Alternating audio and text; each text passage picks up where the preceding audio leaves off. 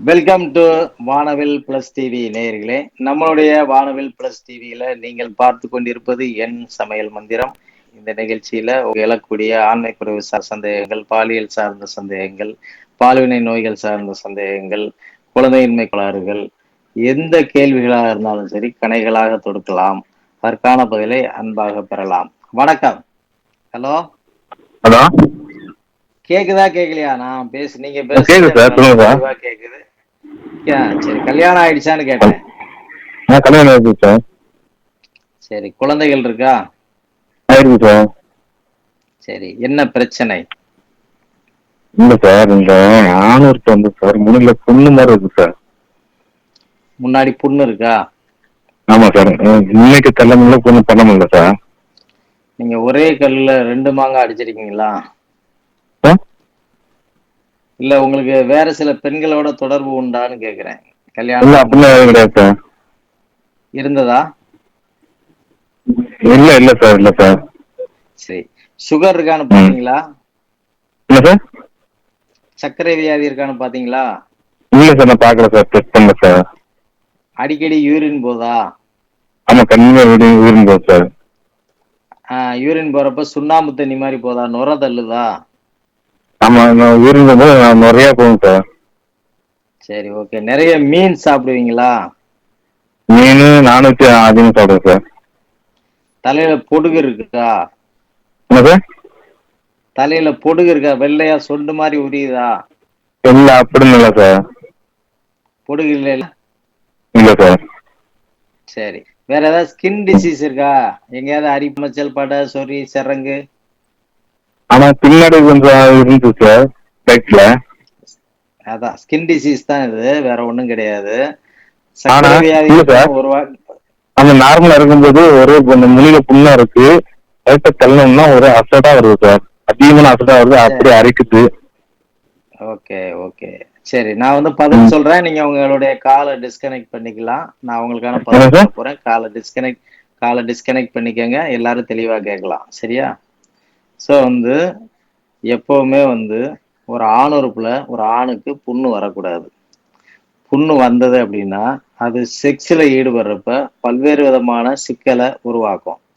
ஒண்ணு, அந்த புண்ணுல வந்து சில கிருமிகள் இருக்கலாம். பாக்டீரியல் இன்ஃபெக்டா இருக்கலாம், சில நேரத்துல வைரல் இன்ஃபெக்டா இருக்கலாம், இன்னும் சில நேரத்துல மைக்ரோ ஆர்கானிசம்னு சொல்லுவோம். மைக்ரோ ஆர்கானிசம் அது சார்ந்த இன்ஃபெக்டா இருக்கலாம்.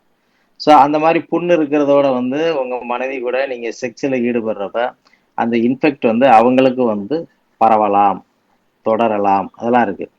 புண்ணு வருவதற்கான காரணம் அப்படின்னு வந்து பார்த்தா, ஒரு ஆணுக்கு பல்வேறு பெண்களோட தொடர்பு இருந்தா, சில நேரங்களில் வந்து அது வந்து எஸ்டிடி, செக்ஸுவலி டிரான்ஸ்மிட்டட் டிசீஸா வந்து டிரான்ஸ்மிட்டட் டிசீஸா இருக்கிறதுக்கு வாய்ப்பு உண்டு. ஸோ ஒரு புண்ணு வந்து ரொம்ப நாள் ஆறலை அப்படின்னா வந்து நீங்க அதுக்கான சில பரிசோதனைகளை பண்ணி பார்த்துடணும். ஒன்று வந்து விடிஆர்எல் பார்க்கணும், இல்லை சிஎம்வி, ஐஜிஜி, ஐஜிஎம் அதை வந்து நீங்க டெஸ்ட் எடுத்து பார்க்கணும். ருபல்லா, ஐஜிஜி, ஐஜிஎம் அதை வந்து நீங்க வந்து டெஸ்ட் எடுத்து பார்த்துக்கணும். டிபிஹெச்ஏன்னு சொல்லி இருக்கக்கூடிய அந்த டெஸ்ட் எடுத்து பார்க்கலாம். HSV1, HSV2, ஐஜிஜி, ஐஜிஎம் இதெல்லாம் வந்து பார்த்துக்கிறது நல்லது. அதாவது பல பெண்களோட தொடர்பு இருந்தால், இல்ல உங்களுக்கு உங்க மனைவியை தவிர வேற யாரு கூடயுமே வந்து தொடர்பு இல்லை அப்படின்னா வந்து நீங்க வந்து உங்களுக்கு அடிக்கடி யூரின் போகுது, யூரின் போய்கிட்டே புண்ணு இருக்கு அப்படின்னா வந்து சர்க்கரை வியாதி இருக்கான்னு பார்க்கணும். ஒண்ணு. சர்க்கரை வியாதி இல்லை அப்படின்னா உங்களுக்கு வந்து யூரிக் ஆசிட்ல ஏதாவது ப்ராப்ளம் இருக்கா? நார்மலா இருக்க வேண்டிய யூரிக் ஆசிட்டை விட அதிகமான யூரிக் ஆசிட் வந்து சிறுநீர்ல போகுதா அப்படின்றத நீங்க பார்க்கணும். இல்ல அதுவும் நார்மலா இருக்கு அப்படின்னா வந்து அடுத்து நீங்க பார்க்க வேண்டியது என்ன அப்படின்னா வந்து உங்களுக்கு உடம்பு அதிகமான சூடு இருக்கான்னு சொல்லி நீங்களே உங்களை அனலைஸ் பண்ணி பார்க்கணும். இல்ல நீங்க நிறைய காரசாரமான உணவுகள் சாப்பிட்றீங்களான்னு சொல்லி அதையும் அனலைஸ் பண்ணி பார்க்கணும். இல்ல நிறைய கறி, மீன், முட்டை, கவிச்சி டெய்லி சாப்பிட்றீங்களா, கடல் உணவுகள் அதிகம் சாப்பிட்றீங்களா அப்படின்றத நீங்க பார்க்கணும். இல்ல உடம்புல எங்கேயாவது அரிப்பு, நமைச்சல், புண்ணு இருக்கா, இதெல்லாம் வந்து நீங்க வந்து யோசிச்சு பார்க்கணும். ஸோ அப்பதான் வந்து நீங்க வந்து அதை ஐடென்டிஃபை பண்ண முடியும். அதாவது வந்து சிறுநீர் வந்து அதிகமான கழிவுகளை வெளியேற்றுறதுனாலயும் இந்த மாதிரி புண்ணு வர்றது உண்டு. இன்னும் சில நேரங்கள்ல ரத்தத்துல அதிகமான அசுத்தம் இருக்கிறப்ப, ரத்தம் வந்து விஷமித்த நிலையில இருக்கிறப்ப வந்து இது வர்றதுக்கு நிறைய வாய்ப்பு உண்டு. இதுக்கு ஒரே ஒரு சொல்யூஷன் என்ன அப்படின்னா வந்து பிளட்ல இருக்கக்கூடிய டாக்ஸினை வந்து நம்ம வந்து டீடாக்சிஃபிகேஷன் பண்ணணும், ரத்த சுத்தி பண்ணணும். அடுத்து வந்து சிறுநீர்ல வரக்கூடிய புரதம் வந்து கூட ஒரு சிலருக்கு புண்ணு வரும். நிறைய சாப்பிடுவான், நிறைய பருப்பு கீரை கிழங்கு இதெல்லாம் சாப்பிட்றதுனால, அதிகமான புரதம் சாப்பிட்றதுனால கூட ஒரு சில நேரங்கள் வந்து ஆணுறுப்புல புண்ணு வரும்.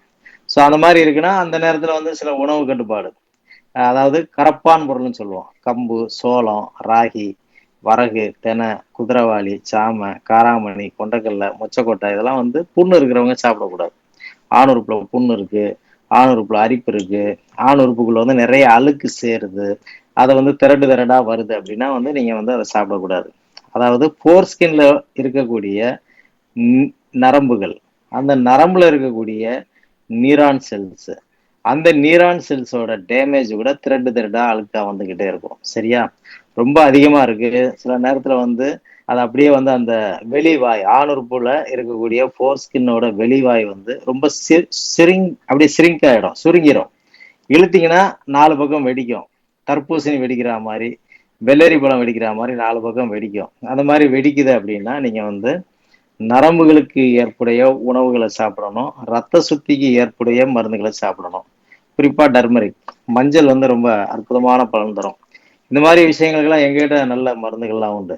ரத்த சுத்தி சிறப்பு, சோரியா 666 சிறப்பு, ரத்த சுத்தி மாத்திரை, பாஷாண பேதி, டர்மரிக்கு, டெர்மா 666, வைரோக்யூ, வைரோசூட்டு, நிலவேம்பு சிறப்பு, கிலாய் கண்வடி, கௌசத்துவ கண்வடி, இப்படி பல்வேறு விதமான கேன்கியூ நிறைய மருந்துகள் எங்ககிட்டயும் இருக்கு. ஸோ அதெல்லாம் வந்து எங்களுடைய மருத்துவ ஆலோசனை அடிப்படையில எடுக்கிறப்ப வந்து புண்ணை நாங்க எத்தனை வருஷத்து புண்ணா இருந்தாலும் மிக எளிமையா ஆத்தி கொடுத்துருவோம். ஸோ உங்களுக்கு வந்து அந்த புண்ணு வந்து ரெகுலரா கண்டினியூ ஆக ஆக அது வேற மாதிரியும் வர்றதுக்கு வாய்ப்பு உண்டு.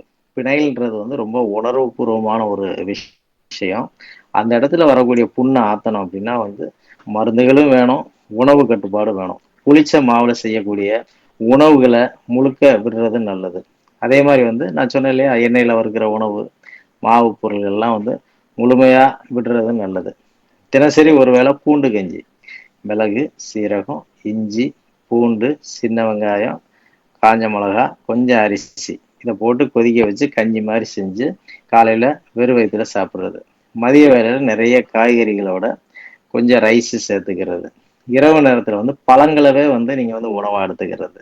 ஸோ இந்த மாதிரிலாம் எடுக்கிறப்ப மாவு சத்தை குறைக்கிறப்ப, மாவு புளிக்காம இருக்கிறப்ப ஆணுறுப்புல இருக்கக்கூடிய புண்ணு வந்து கொஞ்சம் கொஞ்சமா குறைய ஆரம்பிச்சிடும். ஸோ அதுக்கு வந்து நீங்க வந்து நல்ல உணவு கட்டுப்பாடு, மது அருந்தக்கூடாது, புகை அருந்தக்கூடாது, போதையில ஈடுபடக்கூடாது, நல்லா தூங்கணும். ஒரு நாளைக்கு 6 ல இருந்து 8 மணி நேரம் தூங்கினாலே ரணம் மாறக்கூடிய தன்மை மிக எளிமையா இருக்கும். சாதாரண ஆணுறுப்புல புண்ணு இருக்கா, வெறும் தேங்காய் எண்ணெய் போட்டா போதும்.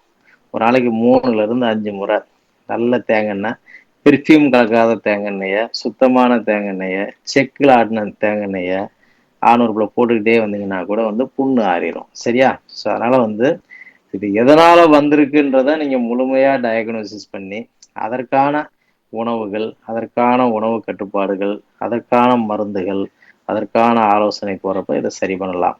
இல்ல இது ரொம்ப அதிகமா இருக்கு, தொல்லையா இருக்கு, வருஷம் முழுக்க அது தொல்லையா இருக்குன்னா வந்து அந்த பிணைல் ஸ்கின்னை மட்டும், ஃபோர் ஸ்கின்னை வந்து ஈஸியா வந்து அறுவை சிகிச்சை அடிப்படையில அதை அதை எடுத்துடுறது ரொம்ப நல்லது. மேலை நாடுகள்ல ஆப்பிரிக்கா நாடுகள்ல எல்லாம் பாத்தீங்கன்னா வந்து ஹெச்ஐவி என்பது மிக சாதாரணமான விஷயமா அங்க இருக்கும். ஏன்னா வந்து ரொம்ப அவங்கெல்லாம் வந்து வறுமையா இருக்கக்கூடிய சில ஆப்பிரிக்க நாடுகள்ல ஹெச்ஐவின்றது காரி துப்பக்கூடிய சளி மாதிரி அங்கெல்லாம் இருக்கும். ஸோ அங்கெல்லாம் வந்து பாத்தீங்கன்னா வந்து இந்த ஃபோர் ஸ்கின் ஆப்ரேஷனுக்காகவே வந்து வேர்ல்டு ஹெல்த் ஆர்கனைசேஷன்ல ஒரு ப்ராஜெக்ட் உண்டு, இந்த ஃபோர் ஸ்கின் எராடிகேஷன் ப்ரோக்ராம் அப்படின்னு சொல்லி. அவங்க வந்து ஃபண்டிங், டபிள்யூஹெச்ஓல இருந்து ஃபண்டிங் வாங்கி அந்த நாடுகளில் வந்து இந்த ஃபோர் ஸ்கின் ஆப்ரேஷனவே வந்து லட்சக்கணக்கான மக்களுக்கு பண்ணக்கூடிய சில ப்ரோக்ராம்லாம் வந்து போயிட்டு இருக்கு. இந்த ஃபோர் ஸ்கின்னை ரிமூவ் பண்றதுனால பல்வேறு விதமான பால்வினை நோய்களை வந்து சரி பண்ண முடியும், பல்வேறு விதமான பிணைல் கேன்சர் வராம தடுக்க முடியும். ஸோ அதனால வந்து இந்த ஃபோர் ஸ்கின்ன்றது தேவையில்லாத ஒரு விஷயம். ஸோ இதை வந்து நாம வந்து ஒரு மார்க்கமா பார்க்கக்கூடாது. சில மார்க்கத்துல வந்து இப்ப இஸ்லாம் மக்கள்லாம் வந்து ஃபோர் ஸ்கின்னை சிறு வயதிலே வந்து எடுத்துடுறாங்க இல்லையா, அதெல்லாம் வந்து நல்ல விஷயம். ஸோ ஸோ அது மாதிரி நாமளும் எடுத்துக்கிறது ரொம்ப ரொம்ப நல்ல விஷயம். ஏன்னா வந்துட்டு உள்ள வந்து அழுக்கு சேராம இருக்கணும். சிறு குழந்தைகளுக்கெல்லாம் பார்த்தோம் அப்படின்னா வந்து அடிக்கடி சளி பிடிக்கக்கூடிய குழந்தைங்க, அடிக்கடி ஜுரம் வரக்கூடிய குழந்தைகள், அடிக்கடி வந்து உடம்பு முடியாம போற குழந்தைகளுக்கெல்லாம் பார்த்தோம் அப்படின்னா உள்ள ஃபோர்ஸ்கின்குள்ள வந்து அழுக்கு நிறைய சேர்ந்துருக்கும். அந்த அழுக்கெல்லாம் வந்து நம்ம அடிக்கடி கழுவி விடுங்க. வாரத்துக்கு 1 நாள் 2 நாள் வந்து குழந்தைகளுக்கு வந்து நல்லா அந்த தோலை பிதுக்கி கழுவி விட்டாலே பாதி நோய் சரியா போயிடும். எனக்கு தெரிஞ்ச சைல்டு ஹெல்த் ஸ்பெஷலிஸ்ட் என்னுடைய பசங்களுக்கு கூட அப்ப அடிக்கடி அந்த மாதிரி ஆனப்ப அவர் சொன்னதுதான் அது. நான் நிறைய பேருக்கு சொல்லி கொடுத்துருக்கிறேன். ஸோ வந்து அதை அடிக்கடி கிளீன் பண்ணுங்க. குழந்தைகளுக்கு கிளீன் பண்ண வந்து காய்ச்சல் வராது, சளி பிடிக்காது, இன்ஃபெக்டிவ் டிசீஸ் வராது. இல்லையா வந்து ஃபோர் ஸ்கின்னை ஆப்ரேட் பண்ணிடுங்க. அது ரொம்ப ரொம்ப நல்லது. ஸோ ஃபோர் ஸ்கின் ஆப்ரேட் பண்ணுறப்ப என்ன ஆகுன்னா உள்ள வந்து அதாவது அந்த தோல் ஃப்ளெக்சிபிள் தோல் இருக்கு இல்லையா, அந்த நியூரான் செல் டேமேஜ் ஆகி அதுலேருந்து வரக்கூடிய பங்கல், அதுலேருந்து வரக்கூடிய அந்த டிஸ்சார்ஜ், யூரித்ரல் டிஸ்சார்ஜ் எல்லாமே வந்து ஈஸியாக குறைஞ்சிரும். பின்னாடி சர்க்கரை வியாதி வந்து வேறு சில நோய்கள் ஆணுறுப்புல வருவதை தடுக்கிறதுக்கு ஃபோர் ஸ்கின் ஆப்ரேட் பண்ணுறது ரொம்ப ரொம்ப நல்லது.